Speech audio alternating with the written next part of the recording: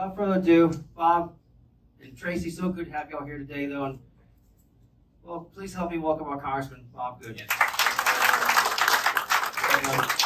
So there are several chairs up front here. There's now one more right there. So, but there's half a dozen seats up front here. So, ladies, if you want to come up and take a seat, we won't mind you walking while we're speaking. But thank you, Will, for the kind introduction and for all that you do as chairman, and to Mark, all he does as chairman, Pennsylvania and Danville County. I won't try to go through the list of those who've already been recognized tonight, our elected officials and other leaders. But I want to thank Danny and Frank for their kind remarks, for the representation they do give us in the House of Delegates and the Senate here in Virginia. We had a picture a year ago, as everybody knows, of what can happen across the country. Thank God we do not have a Democrat majority in the House anymore in Virginia, and we don't have a Democrat occupying the White House. Can you imagine Terry McAuliffe continuing the Biden-Northam policies? And if they had the unchecked power they had for the previous 2 years for this past year, thank God we're beginning to roll that back and attack that in Virginia, because the gentlemen like the two here, as well as the others who are serving in the House. And we're only one seat away in the Senate, as we know, in Virginia. So we'll turn that attention on November 9 to the Senate and to delegate races. Frank, I was looking particularly at yours, Frank. I think your district is drawn crazier than my current district is. Gracious, as I was looking at that, I'm thinking, do they make it? No, it really is that crazy. Yeah. I don't know. I hope y'all's are better. They changed up the 5th district significantly, and it does make a little more sense. It's at least, it's on that wall back there, but at least it now is it's shaped like this instead of the way that it was shaped before. The old one. So I guess the Supreme Court did better on the whole. I guess I don't know about the politics of how it breaks down, but it's better for the constituents if you're closer to your representatives to keep communities of interest together. And at least on the congressional side, I think they did a little better job with that.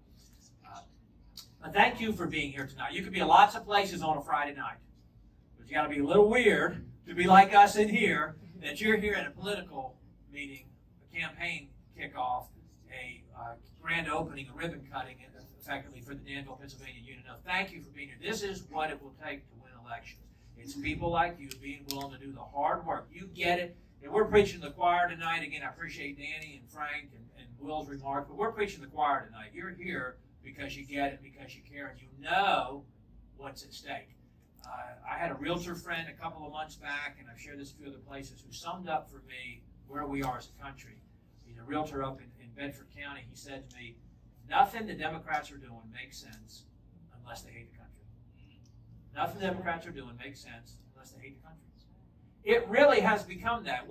Many of us, and I remember those elections, and many of you can remember those elections, and maybe even prior elections. The first presidential election I remember was 1972, Nixon and McGovern. I didn't know a whole lot, but I remember my parents and friends of the family telling me as a 7-year-old kid how bad McGovern was and how glad we were that Nixon had won in 72. But, when you think about how much is at stake, and that's, again, why you're here tonight, but it's you all the ones who will make the difference on whether or not we win or lose this election. Again, nothing Democrats are doing makes sense unless they hate the country. If they had set out, when the Democrats took full control in Washington, when they won the White House, or at least it was certified they won the White House, another conversation, and they had both houses of Congress, and we began to suffer this last 19 months since that happened. If you had set out trying to ruin the country a year and a half ago, what would you do differently? We're the party of secure borders. We're the party of American sovereignty. We're the party of a strong America. And who are they? They're the party of open borders. This president, I've said many times, never in the history of never in the history of the United States has our own president done more to purposefully, intentionally, willfully harm the country than what he's done just on the border.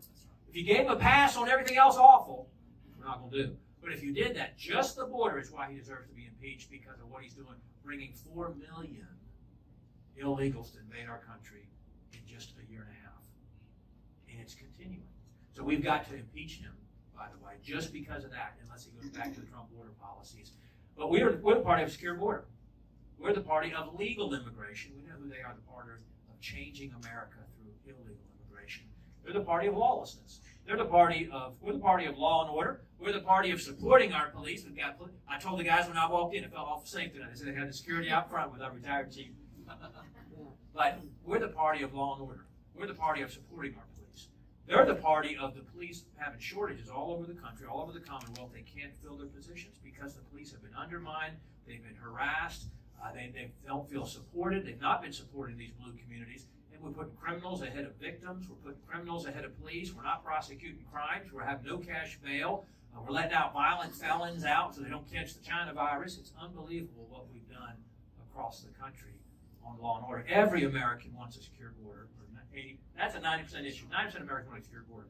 90% of Americans want safe streets and safe neighborhoods, and that's who we are as a party. We're the party of economic opportunity.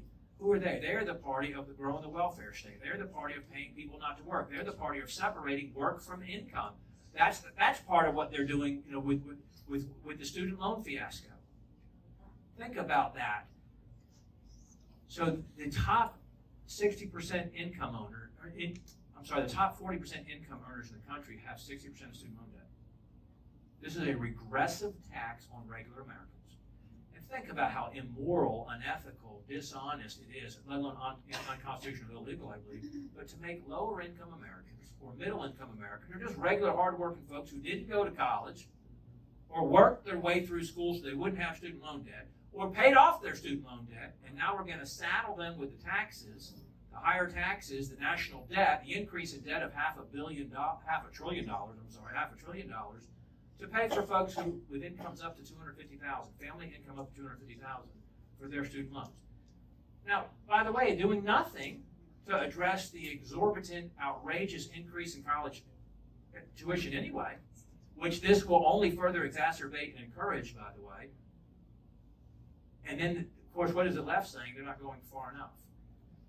It's not enough. And why would you do a one-time, supposedly, by the way, there's no such thing as a one-time exception. There's no such thing as a one-time exception.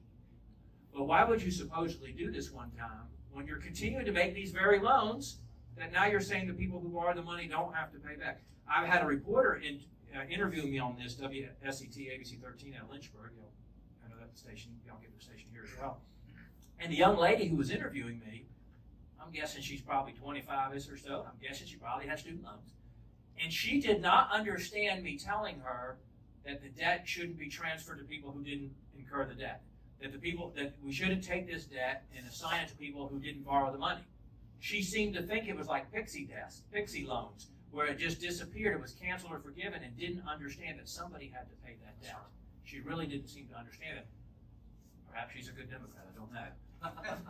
But we're the party of fiscal response. They're the party of $31 trillion national debt and no end in sight. You pass almost $1 trillion bill, the Inflation Increase Act just a week ago.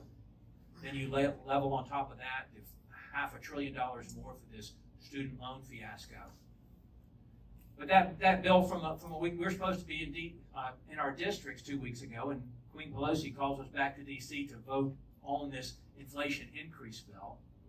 But not to worry, that $800 billion, only $400 billion of it is Green Raw Deal stuff. Only $400 billion of it is raising taxes on your energy, raising taxes on how you drive your cars and how you heat your home and how you air condition your home and things like that to pay for, so raise taxes on the reliable energy sources to subsidize the unreliable energy sources. On the House floor that day in D.C., so I'm on the Budget Committee, I got to debate the bill, the phony debate that we have for an hour before they vote to ram it through. But I said the climate crisis is a hoax. This is a crisis that not even Democrats could create. It is a hoax. It's a lie. Fossil fuels are a wonderful thing. God put them in the earth for us to harvest them and use them. We've got 100 years of energy right there for us to use. We're the cleanest large energy producer in the world. We're cleaner and more efficient than we've ever been. It's a lie. And we ought to be celebrating the availability of fossil fuels instead of lying about them and demonizing them and dishonestly talking about the energy issue. We're the party of energy independence. That's what Donald Trump left this administration. That's what he left us with. And now we're dependent once again, on foreign countries who hate us, who don't produce it as cleanly as we do, and we're trucking it across the ocean or shipping it across the ocean and going hat in hand to Iran for another bad deal to try to get them to produce more energy for us to buy, for them to provide through the world, because we're not going to provide as much. We're not going to be an exporter anymore, not an exporter anymore in this administration. It's a national security issue, an economic security issue, but perhaps the most underestimated thing that President Trump did or that Biden has done is what he's done on energy. Not to mention regulation. We're the party of less regulation. We're the party of getting the government the heck out of your lives and leaving you the heck alone. Exactly. I'm on the Ed and Labor Committee, and every day in that committee, the Democrats are looking at job creators, businesses, and employers with contempt and disdain. They hate you. And that's all we've got left, by the way, as far as a power base is the small businesses. The people who employ 90% of Americans still working for small businesses. They've got the corporate boardrooms now to go with big tech, big academia, big entertainment, big media, as I said. They control all the levers of power except the small businesses. And they hate the small businesses, quite frankly. And they want to continue to layer more and more regulation. They truly don't understand that businesses don't really pay any taxes. I mean, they do technically. But businesses have two choices. When you increase regulation on them and you increase tax burden on them, they have two choices. Pass it on to their customers or close their doors. They really don't understand that. They don't care to understand, but they really don't understand it. That's who the Democrat Party is. The Democrat Party, of course, is the party of rising. I remember in the 2020 election, we'll reference my previous opponent, who was a radical leftist, just like my current opponent. Why do they always come out of Charlottesville? Because that's where the radicals are from. Yeah. I've got my third straight opponent out of Charlottesville. I don't know why they always come out of Charlottesville. They all think the same. Yep. But I remember in 2020 saying, do you like President Trump's $2 gas prices or do you like Obama Biden's $4 gas prices? Who would have thought he would have taken us to $5? So now we're all excited because we're seeing three-something, high threes, and we're all excited about that when it was just over $2 under the previous president. And it would have been less than $2 if he was still president. It would have been, President Trump says it would have been $1.50 or so if he was still there because it was coming down, it was coming down, it was coming down. And nothing hurts middle income, lower income, fixed income Americans more than what we pay at the pump, plus everything else that's shipped from gas. But I think the American people are waking up. They're waking up about the rising inflation. Inflation was non-existent over the last 40 years. You got to go back to Carter, the guy before Reagan. It was almost non-existent for 40 years.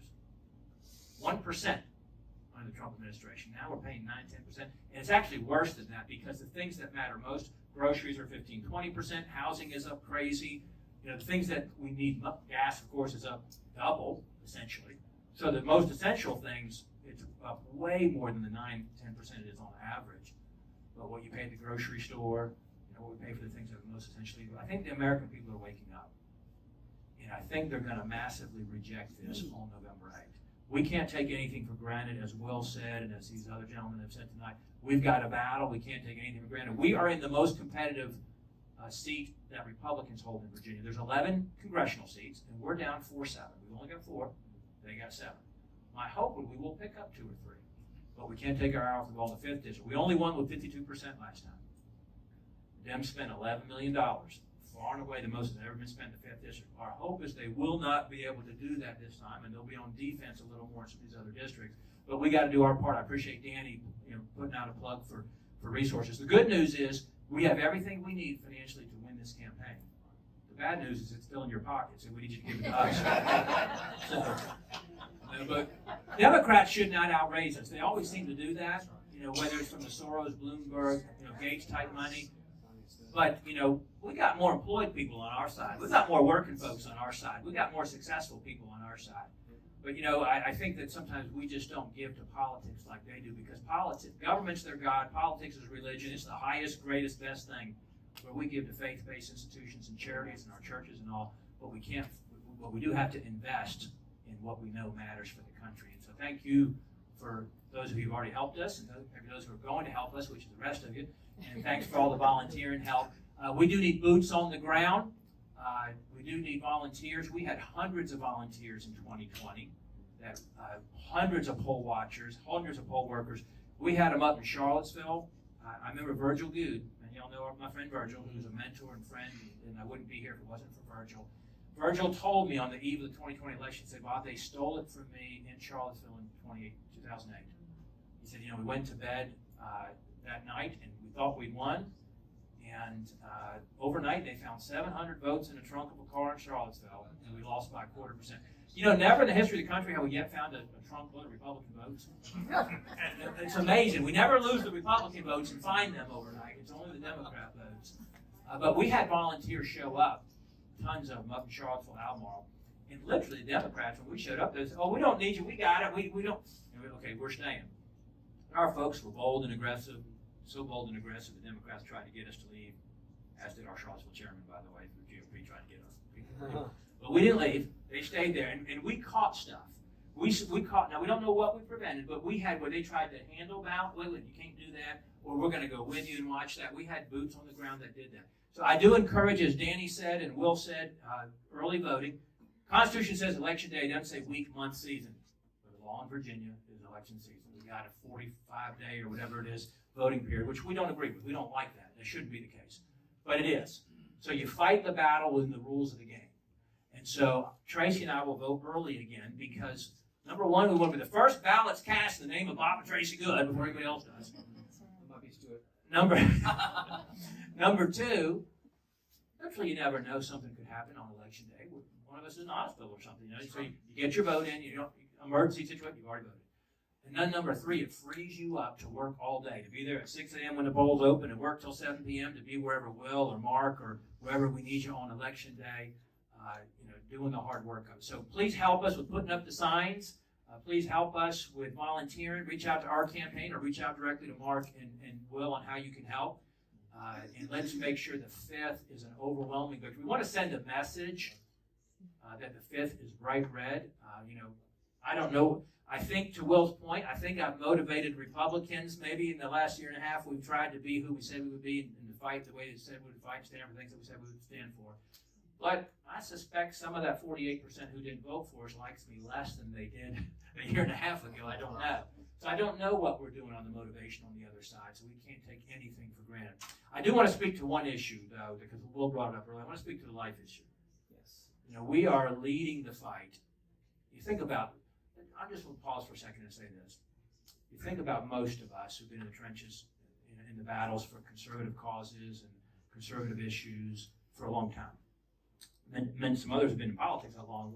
I'm formally only been in politics for 7 years now, but think about the issue that has been our rallying cry for 49 years. The issue that many of us have said is our most important issue. We should not be acting like we did 6 months ago. We shouldn't be fighting or legislating or battling like we did 6 months ago. We're in a new era that some of us wondered if we would ever see. And the only Supreme Court history in the history of the country, the only Supreme Court decision, in the history of the country that cost 63 million lives has been overturned. The Supreme Court showed courage and resolve in the face of threats and intimidation and harassment, illegally, I would say. That went from the leak all the way to showing up at their homes, and they did the right thing. We legislators, who for years could say, oh, well, gosh, we would do all this and that, but the Supreme Court and Roe v. Wade, now it's on us. Now it's on us. And I'm proud to say I am the loud voice in Washington, in the House, pushing for the Life at Conception Act. We've got 184, at my last count, Republicans out of 212. 184 who are either co-sponsors of our bill or have signed our discharge petition to try to force a floor vote. So don't let anybody tell you it's not mainstream in Washington, by the way. Now, I got some that wish I would be quiet and go away because they don't want to deal with the issue in November.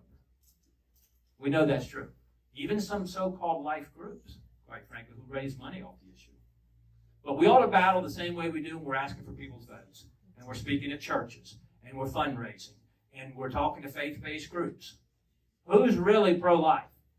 And who's really pro-life from conception? Republicans should not be negotiating the timeline on when abortion should be permitted. No compromise. They should not be negotiating that timeline. So we're battling for life at conception. And I want to illustrate something politically to you. Because I got some friends who think, oh, we can't go into the election talking about this. Last November, the Democrats tried to nationalize the election, tried to make it about abortion, reminded everybody the Supreme Court was going to hear the Dobbs decision. And we won in Purple, Virginia. The Democrat Party, we'll go to your left here, the Democrat Party has become the radical extremists on the abortion issue. They are the party of death. They're the party of celebrating more abortion. They're the party of sanctuary states and cities for abortion. They're the party of businesses paying for their employees to have abortions. They're the party of paying for travel people to come into their state and have an abortion. They won't vote for born alive protection, paying cable protection. They will not vote for anything. We're kidding ourselves to think they're going to vote for anything in Richmond or Washington on abortion. They're not. Their base won't let them. they've become the party of death. They've surrendered all the whatever center ground there may be on compromised ground. Why wouldn't we be on the righteous side here, fighting for life from conception? Because guess what? We're going to win on all the other kitchen table is. We're going to win on crime and police and inflation and spending and energy.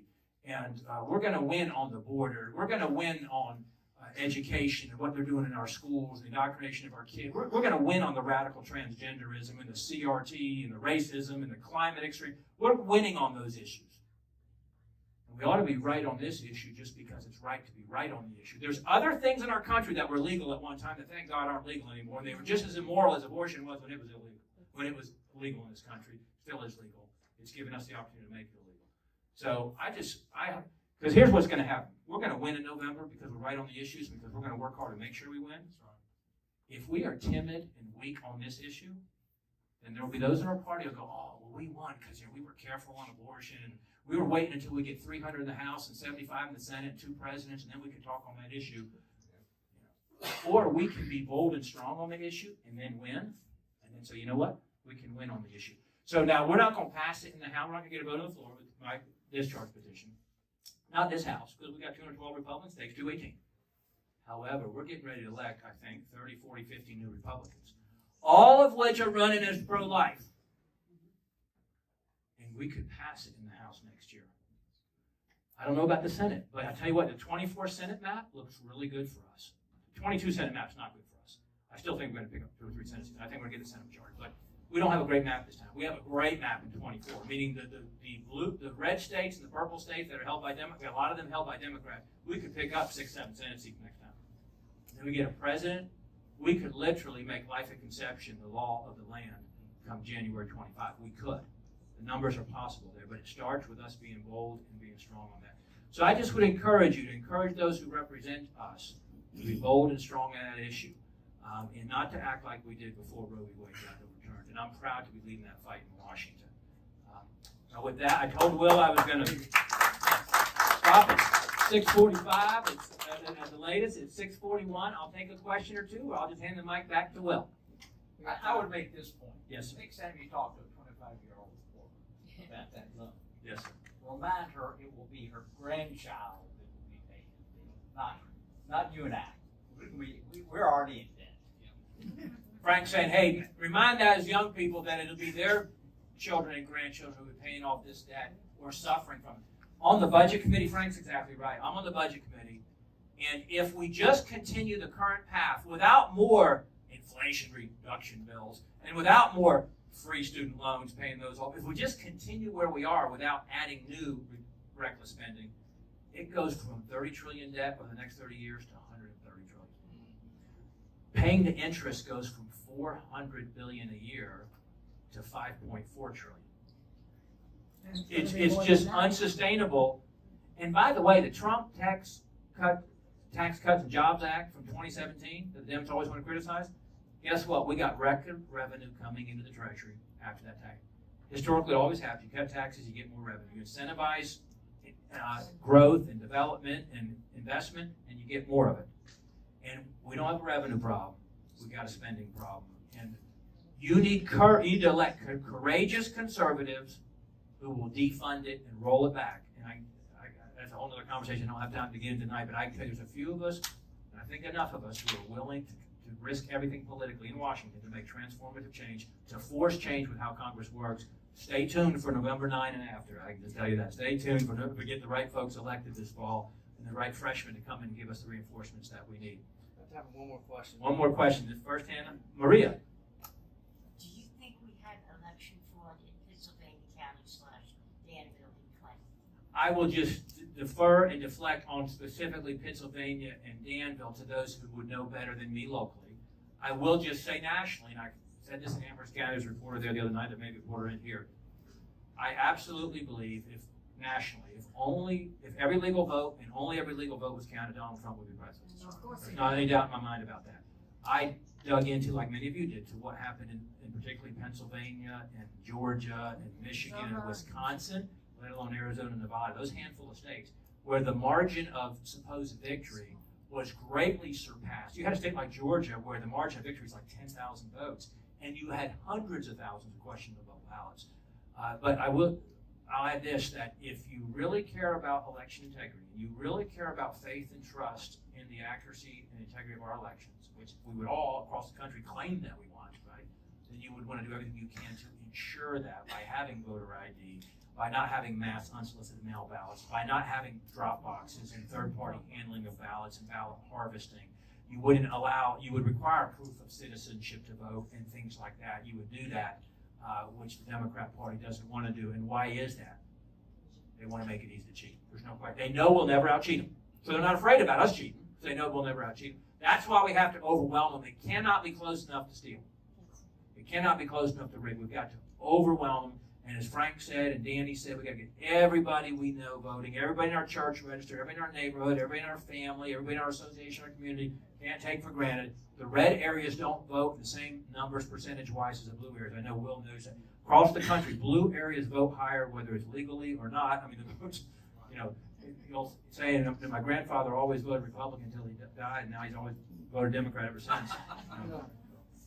Thank you all so much for welcoming us. Great to be here. I hope some of you are coming with us to Gentle Marin's Ridge Farm. Timothy, did we have something to say? Got Timothy McCain back there from our campaign. Great volunteer. Great staffer, I should say. But. So I want to make a statement. We were talking about volunteers, so I want to give a shout out to Alex Skiers and Brendan Hunt for the work that they're doing, going on, helping me out. So I just want to say a special shout out. Alex and Brandon, he was pointing you guys while I was talking